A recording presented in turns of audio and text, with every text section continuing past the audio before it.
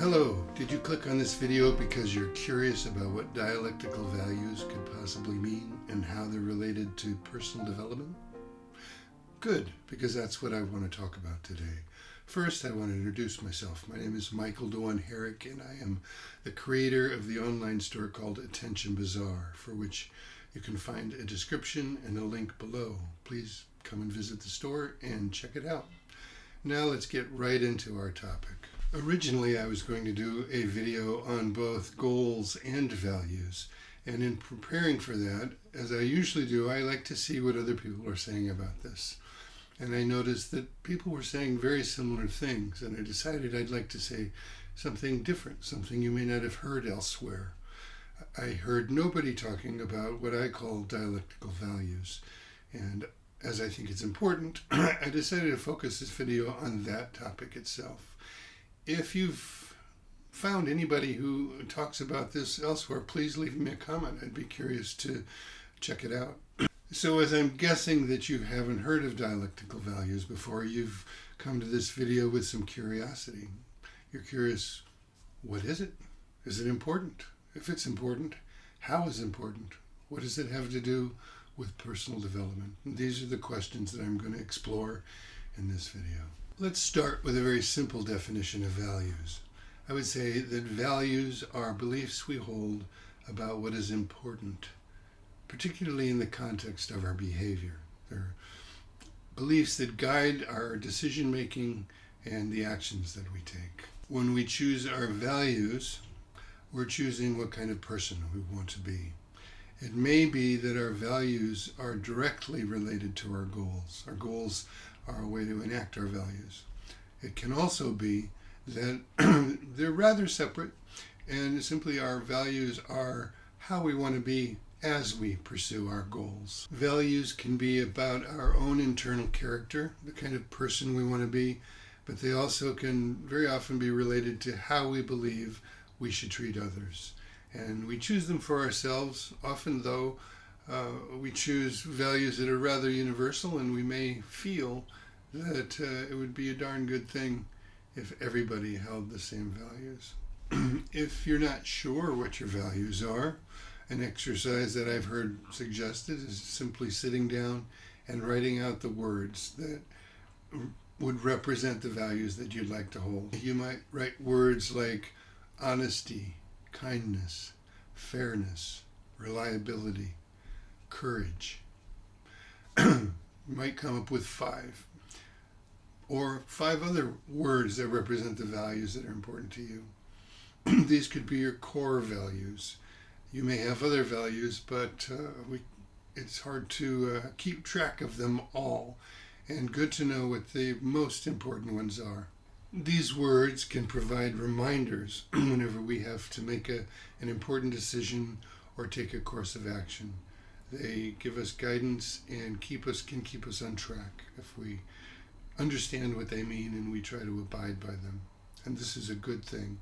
It is often said that our values are relatively permanent and stable in comparison to our goals, which come and go as we accomplish them or decide to pursue something else. I think this is generally true. However, I think there's something missing in this, and that's where, in my mind, the idea of dialectical values comes in. And just before launching right into dialectical values, probably worth acknowledging that writing words down on a piece of paper, holding the thought in our mind, and enjoying thinking of ourselves in those ways is one thing, and actually living that way is another. It's more difficult. It requires that we make hard decisions and we do difficult things, and that's what living by our values will require of us, not simply holding nice ideas. Okay, now I'll tell you what dialectical values are as far as I'm concerned. They are values that seem to contradict each other. They seem to be in polar opposition, and they can both seem worthwhile, but they have a contradiction. And I've written down a few here that I'm going to actually read off. These are examples of dialectical values: self-improvement and self-acceptance, self-care and service to others, acquisition and generosity, intimacy and autonomy, honesty and prudence, courage and caution. In my mind, those sound opposite to each other. And perhaps as you heard those read off, it didn't occur to you that there is any necessary problem inherent in having those pairs of values. You probably can think of many other pairs of values that seem to be in opposition to each other, of course. Although intellectually this is probably fairly easy to grasp and doesn't seem like a problem, in practice it often is. In my own life, I've gone through phases of being really imbalanced on one end or the other of a certain polar opposite values. People I work with as a therapist and a coach also can be very imbalanced and neglect one side and completely emphasize the other. And I've noticed that when a person does that, generally, eventually, it drives one's life into a hole.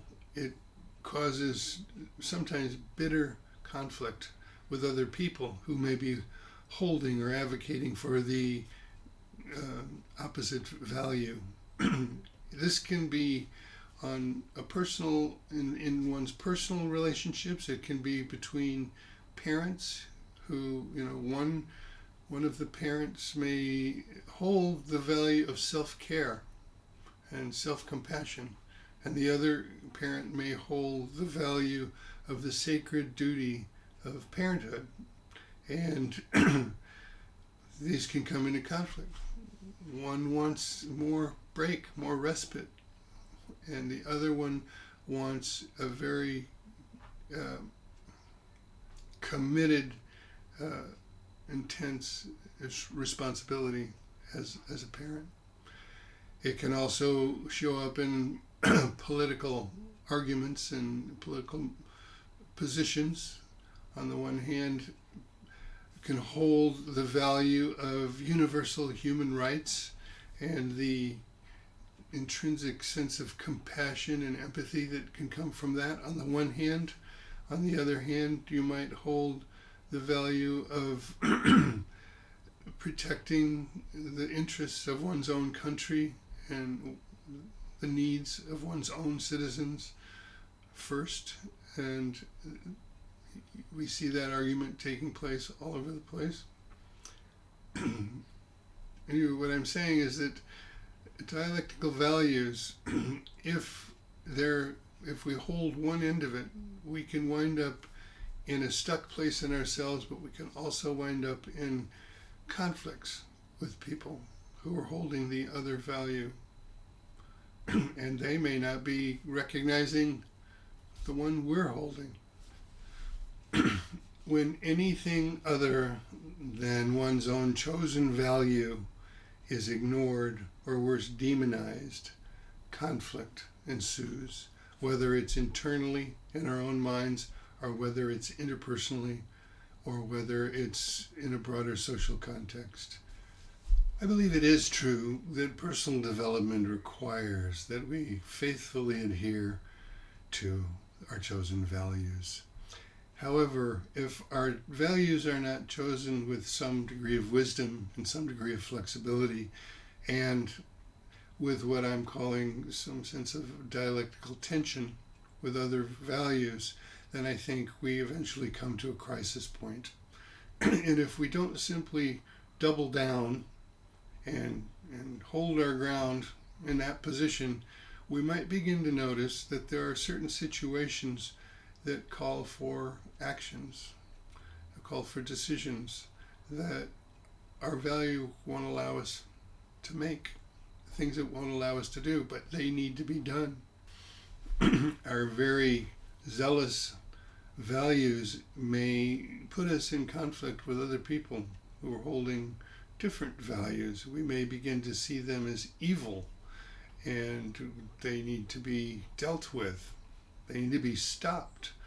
It's possible that somebody is evil. It's possible that somebody needs to be stopped. But it's also possible that they're not evil. And it's possible that somewhere deep in our heart, we know they're not evil. They just have a different view, and we haven't been curious about it. We're assuming that they're either stupid or evil. And it may just be that they're holding a value that we haven't considered yet. It could well be that some of our intense conflicts with others are not because others are evil or that we're evil, as they may think. It may be that we and the other are both have blind spots and a lack of appreciation and understanding for each other's values. And while we might not agree with what each other do, we could still appreciate the value that informs what people think is important to do. Singular values held rigidly and set in opposition to each other tend to create enemies. What is much better than that is when they're not set in rigid opposition to each other, but they're in a place of dynamic tension. They interact with each other. It's likely that we haven't chosen the wrong values. That's not the point. The point is that by themselves they simply may be inadequate, and they may need balancing values to mediate for situations in which they don't inform us. They don't give us enough guidance. They don't account for all situations and the complexity of life and what is called for in different situations. So if you reach a point where you seem to be in a crisis of values, you're unsure about your values because they're not working for you in every situation, it's not that you chose the wrong value. It probably is a lofty, worthy, noble value. It simply needs an extra support with some other perspectives.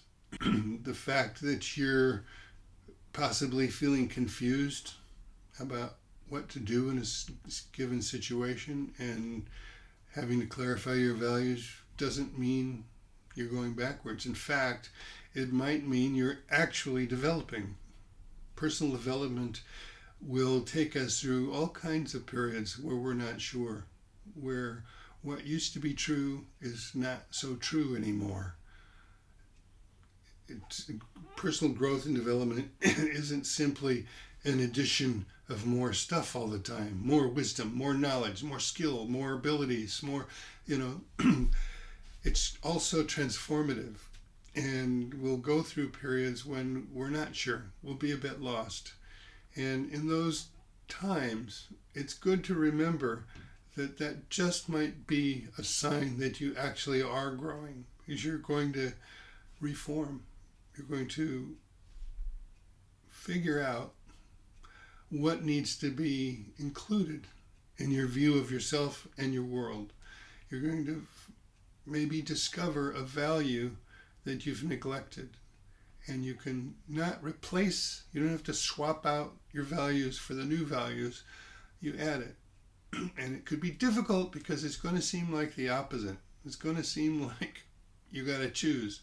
And what I want to say is you don't have to choose, but you do have to find how to make them work together, how to integrate them and have them be in a dynamic tension with each other so that both can be manifested in your decision making and in your actions.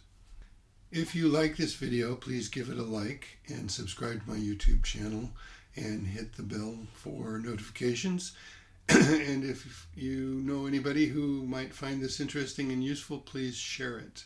I also want to acknowledge it's very hot in London today, and I'm sweating a bit. So if I look a little glistening, then that's why I'm hot. Sometimes we make decisions or take actions that we come to regret because they violate our declared values. And it may be that we feel guilty, and maybe we should feel guilty in those cases. Maybe somebody's owed an apology. Maybe we need to make a course correction. Maybe we did something in service of our own gratification and our own pleasure that cost somebody else something. So building our character will mean abiding by our values and resisting the temptation to act on impulses like that. And little by little, we become the person we want to be. I think there's another possibility when we are violating our values. If we're curious, if we pause for a moment and not automatically go to guilt, we think a little bit. Why did I do that? Sometimes the new value shows up when we're violating. We seem to be violating the value that we declared. And it may be that if we look at it, nobody got hurt. It wasn't a selfish act or decision. There was something else at stake. Something else in the back of your mind that you were thinking about that made you make a decision or take a certain course of action. And that may be a clue as to a dialectical value that goes along with the one you've been espousing all along. So yeah, sometimes yes, it's important to feel guilty, and we can be grateful that we feel guilty because it motivates us to get back on track and live according to our values. But not always so quick to the guilt. Pause and think about it. Maybe there was a reason you said or did or decided something the way you did. It may be that there was another value at stake, one that's trying to emerge into your awareness and into the way you live your life. And if you discover what it is, great, add it to your list, be conscious about it, and work with it. A couple examples of what I'm talking about that I've experienced and I've seen more than once in my practice as a therapist is the person who says no to a friend's request, an invitation or a favor or something, and they say no, and they feel guilty, and they hold a general value in generosity or in being supportive of friends. It may not be articulated that way, but there's a sense of I want to be the kind of person who's reliable to my friends. And they say no. And what can be the case is they're beginning to find another value, which is self-care and boundaries. It might even be that it's about a value in reciprocity that is becoming more conscious. Maybe this friend asks for things all the time and never is particularly generous themselves. Another example is withholding information. You could tell somebody something, and they probably want to know it, but you don't tell them. And you can feel guilty about that. It may violate some value of transparency and honesty and trust, right? And that you somehow not fulfilled that value by withholding something you know from somebody else. You could feel guilty about that, or you could pause and wonder. It's possible that the person you chose not to share this with is a bit unscrupulous. You have reasons not to trust them. You have reasons to suspect that if they had this information, they might do something with it that wouldn't be good. And so you're beginning to learn about prudence. You're beginning to learn to not be naive. And this is a good thing. If I've managed to persuade you that holding dialectical values provides greater flexibility and responsiveness to the variety of complex situations that we will encounter, and that it's a good thing, then I'm glad. I'm glad. I hope that I've been able to persuade you of that so far. But here's the caveat. Here's the thing that I think we need to be careful about. It's possible that in the name of dialectical values, we have more options, right? We have more options. It may be that we use these options and the idea of dialectical values to justify taking the easy option, to doing what's expedient or what's self-gratifying and not really serving. We could intellectualize it that way. The thing is, dialectical values, as I'm proposing, are not to provide an escape hatch when we get into a difficult situation and we have to make a difficult decision. It doesn't just give us a way to justify what's easy. I think abiding by our values is hard. And abiding by dialectical values that are in dynamic tension, in which both need to be considered, is especially hard. It's hard to think through it, feel through it, and sometimes the actions or the decisions themselves are difficult. So just something to be aware of. I don't want to provide an idea about dialectical values that then can be misinterpreted into a way to justify whatever choice you make in a situation. Hold both. See if there's a middle way. See if each value can be honored and fulfilled and expressed. And if not, if it comes down to deciding that one of them beats the other in this particular case, that can be the case, but as long as you're recognizing that, as long as we know that this isn't a default way to make decisions. It was the way we made the decision this time based on the circumstances, leaving the ground open for all the options next time in a new situation. I want to tell a brief story about my wife, who, interestingly, while I was writing my notes for this video, was experiencing dialectical tension in her values and doing quite beautifully with it, if I may say. She has gotten involved in gastric cancer care and advocacy, and she connects with people who are either recovering or in treatment or carers of people with cancer. And she has formed a relationship with a woman whose father is seriously ill, in fact, terminal, and looks like he's just kind of crossed over the line where there's no hope.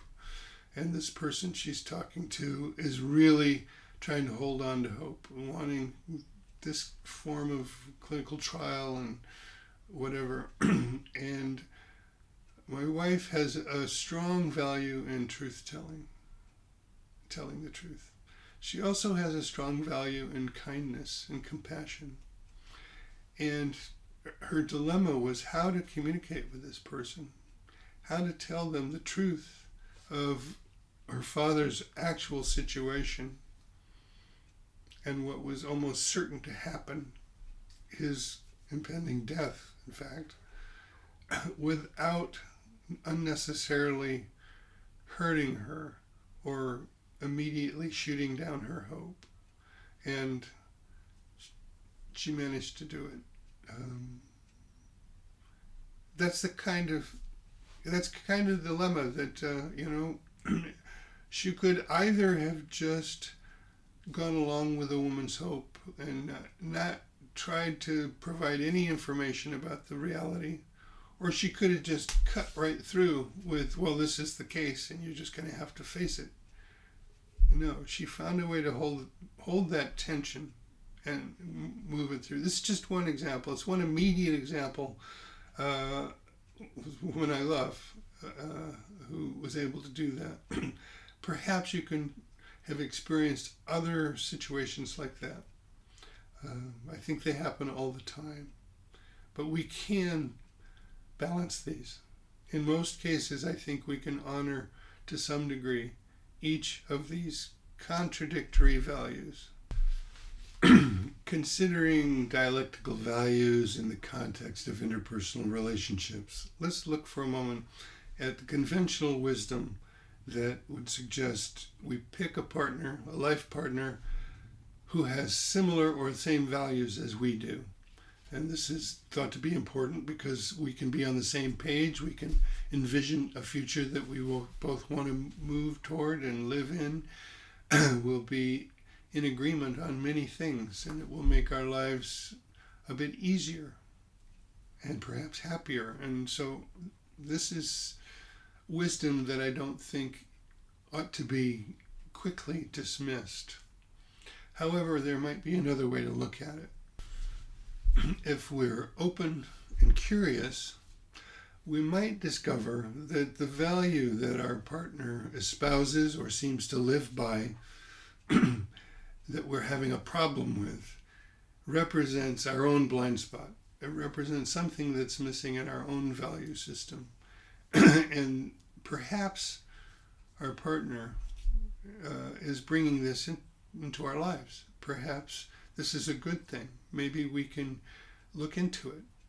We may not adopt exactly the same value or think it should be enacted or put in the world in the same way, but it may be that this conflict turns out to be a catalyst for our own development, for our own expansion. And it may be that the value that we hold, that our partner has a problem with, is an opportunity for a partner to expand a little bit, particularly if we're not beating them over the head with it and condemning their point of view or their values. When a couple seems to be in complete agreement about values, this may be a great thing. It also might be that they are living in a bubble and that they're just reinforcing each other's values and they're not moving, they're not developing. There's no dynamic tension. And that when there is a conflict of values, it's not just something that can be overcome or dealt with. It may be actually an opportunity if we approach it right, if we approach it with curiosity and understanding, and not be too quick to dismiss or demonize the other person's perspective. There are two main areas I want to single out. There are other important areas, but these two I find especially important with many different implications. The first one is the dialectical tension between values of self-advancement and self-promotion and self-development on the one hand, and on the other, the duty of care and responsibility to others. In terms of self-advancement, we may think of things like discipline, hard work, confidence, risk-taking, self-protection, the pursuit of abundance, and freedom. The responsibility and duty to care to others might include values like kindness, compassion, generosity, understanding and empathy. I'm reading this off, you can tell. Being helpful, accepting and including everybody, and accommodation. Now, as I read those off, it may not seem like there needs to be any conflict, just like some of the values I talked about earlier. I think it's relatively easy intellectually to see how these values can sit by side, but again, in practice, it's often much more difficult, and we can get bound up in one and neglect the other. We can neglect others in putting all of our value in the promotion of ourselves, or we can neglect ourselves and putting our values all in the care and responsibility to others. And perhaps, like me, it's easy for you to imagine, and you've experienced the predictable kinds of problems that come if you go too far one way or the other in that dialectic. The other main area where I see dialectical values at play, and there are many different kinds of values that may fit into these basic categories. On the one hand, there is self-advancement, self-improvement, self-development. On the other hand, there's self-acceptance. It kind of boils down to this. Do I believe that I should work very hard at becoming the very best version of myself I can be? Or do I believe that I should accept and love myself as I am, just as I am? Just like in the other area that I just talked about, I suggest that there are predictable problems that can develop if we lean too exclusively one way or the other in terms of self-improvement or self-acceptance. Self-improvement without self-acceptance can wind up in self-aggression and leave us only one missed step away from an avalanche of shame. Our general feeling of well-being, confidence, and comfort in our own skin is so conditional that we can never relax. We become perpetually desperate to prove that we are worthy to even exist if we have no self-acceptance. On the other hand, self-acceptance that rejects the idea of self-improvement becomes a stagnant, really almost dead way to live. We aspire to nothing. We hold ourselves accountable for nothing. Making mistakes is not important. Neither is learning. We feel unfairly put upon by any expectations from others. We lose any discernment about what is true, good, and beautiful. As we focus on being with and accepting what is, whatever it is, and we miss out on the amazing journey of becoming. In the context of personal development, even the language that we use, personal development, it sounds like the value is all on the self-improvement. And it may be that that's where your values mostly are. We've all heard of self-acceptance by now, and most of us know it's a good thing, or it's theoretically a good thing, but we struggle with it. What I'm suggesting is that these are two values that need each other. Self-acceptance needs to have the other value of self-improvement. Otherwise, it becomes really flat, dull, boring. It's not really life.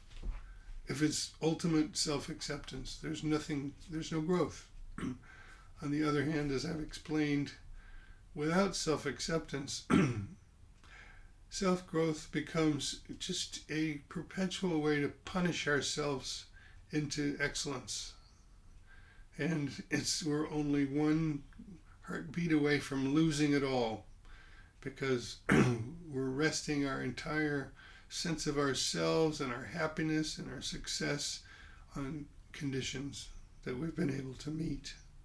So yes, I've talked about this elsewhere. It's to me, a very important dialectic, and I don't hear it talked about quite as much as I'd like to. I know that this is an overused metaphor, but I'm going to use it anyway because it really fits.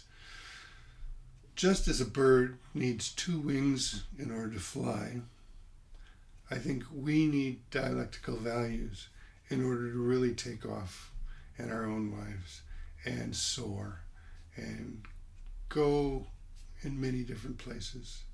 I think without two wings, we're going to tend to fly, if we even can, in circles in the same place. I hope that I've been able to give you a new way to think about values and your own values, and the dialectical values make sense to you, and you can pick it up and see about how that works in your own life. I wish you success in clarifying your values and living by your values, and regardless of how your life is going, regardless of how quickly you're achieving your goals, if at all, you can still live by your values. We can always live by our values, no matter what's happening. And to do that is satisfying and meaningful. As we're struggling to create the life we want and become the person we really know we can be, with all of the disappointments and the frustrations and all of the patience that's required for personal development, every day we get up, we can live by our values. There are opportunities. Every time we encounter somebody, every time we make a decision, we can live by our values. And I think you know, and don't need me to tell you, but I'll say it again. If you do that, you'll get satisfaction and meaning. So I wish that for you. Satisfaction and meaning in the pursuit and the living of your values. That's all for now. Until next time, be well, take care, and I hope to see you at the next video. Bye.